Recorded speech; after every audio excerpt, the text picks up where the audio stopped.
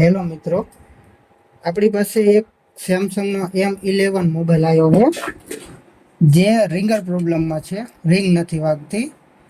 પહેલાં તો મેં રિંગર ચેન્જ કરીને ચેક કર્યું તોય અવાજ ન આવ્યો. પછી ડિસ્પ્લે બદલાવીને ચેક કર્યું તો પણ અવાજ ન આવ્યો. પછી મધરબોર્ડમાં ચેક કર્યું તો એની જે રિંગરની જે સપ્લાય આવે પોઝિટિવ ને નેગેટિવ, એમાં જે પોઝિટિવ સપ્લાય છે એ શોર્ટ છે, એના હિસાબે રિંગરમાં અવાજ નહોતો આવતો. એ આપણે મલ્ટીમીટરથી ચેક કર્યું તો જે રિંગરની જે પોઝિટિવ સપ્લાય છે ને એમાં શોર્ટિંગ હતું. તો આપણે સ્ટેપ બાય સ્ટેપ ચેક કર્યું તો શોર્ટિંગ આપણને પાવર આઈસીમાં જોવા મળ્યું. તો આપણે ચાલો મિત્રો, પહેલાં તો આપણે પાવર આઈસી રિબોલ કરીને ચેક કરી જોઈએ.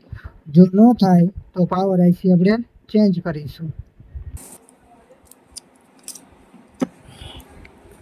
મધરબોર્ડને પીસીબી હોલ્ડર પીસીબી સ્ટેન્ડમાં ફિક્સ કરશું.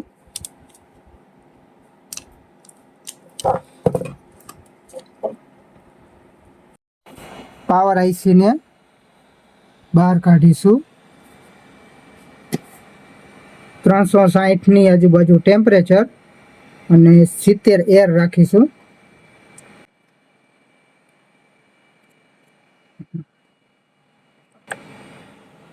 જો મિત્રો, પાવર આઈસી કમ્પ્લીટ નીકળી ગઈ.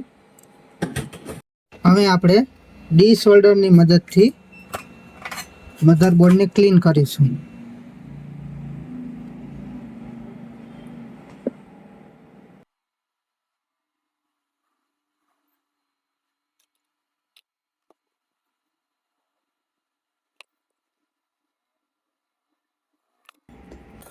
મધરબોર્ડ ક્લીન થઈ ગયું છે કમ્પ્લીટ.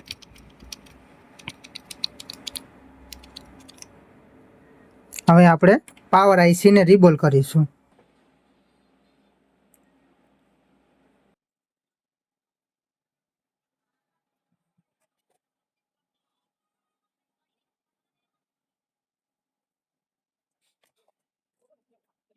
પાવર આઈસી આપણે યુનિવર્સલ કેન્સલમાં રીબોલિંગ કરીશું.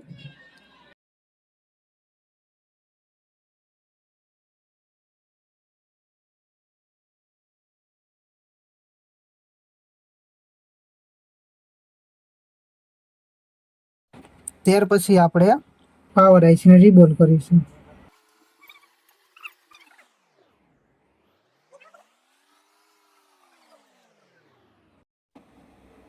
તો પાવર આઈસી સક્સેસફુલી રીબોલિંગ કરી નાખી છે. હવે આપણે એને મધરબોર્ડમાં ફિક્સ કરીશું. જે બોલ મેલ્ટ થઈ જાય ત્યાં આપણે પાવર આઈસીને સેજ મૂવ કરશું એટલે પરફેક્ટ બેસી જશે. પાવર આઈસી મધરબોર્ડમાં બેસી ગઈ છે. ફરી એને ઠંડુ થવા દઈશું. પછી આપણે ચેક કરીશું કે રિંગમાં અવાજ આવ્યો કે નહીં. જે પોઝિટિવ સપ્લાયમાં જે રીડિંગ નહોતા આવતા અને જે શોર્ટિંગ હતી એ અત્યારે મલ્ટીમીટરમાં આપણે ચેક કરવી છીએ તો 300 ને આજુબાજુ રીડિંગ થઈ ગયા. તો આપણી સપ્લાય જે શોર્ટ હતી એ નીકળી ગઈ છે. હવે આપણે મોબાઈલમાં આપણે ચેક કરીશું કે રિંગ વાગે છે, ગીત વાગે છે, સાઉન્ડ આવે છે કે નહીં. ચલો મિત્રો.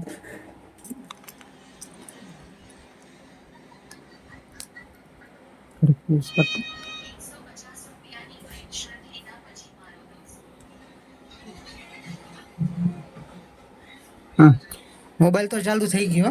હવે આપણે ચેક કરીશું કે અવાજ આવે છે કે નથી આવતો.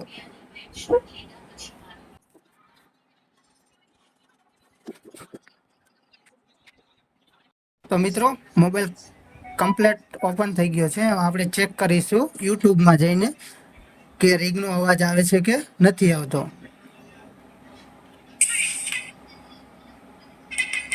તો મિત્રો, અવાજ કમ્પ્લીટ આવી ગયો છે. જે રિંગનો પ્રોબ્લેમ હતો, અવાજ નહોતો આવતો યુટ્યુબમાં કે ગમે તે, તો એ કમ્પ્લીટ થઈ ગયો છે અને મોબાઈલ જે પાવર આઈસી નો જે પ્રોબ્લેમ હતો, રિંગ નહોતી વાગતી, જે એ કમ્પ્લીટ થઈ ગયું છે.